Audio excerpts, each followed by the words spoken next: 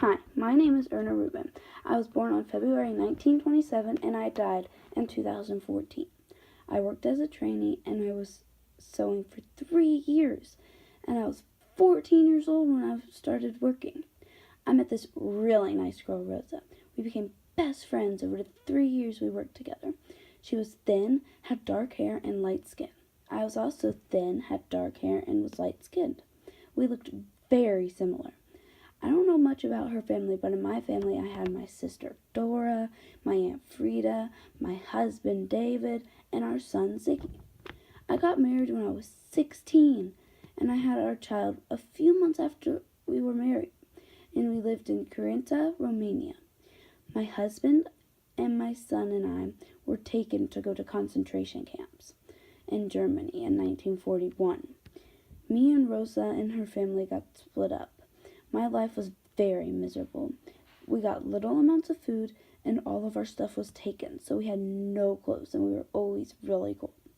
Some families were hiding so they didn't have to go to camps. Oh, and over the time working with Rosa, we made a secret language where we could speak German forwards and backwards. I made this choice over the 3 years of working together. The choice we made about our language led up to us being able to speak things that we weren't able to speak without getting in trouble. We made this choice so that we couldn't get in trouble for talking to each other, and we made this choice so people couldn't understand us.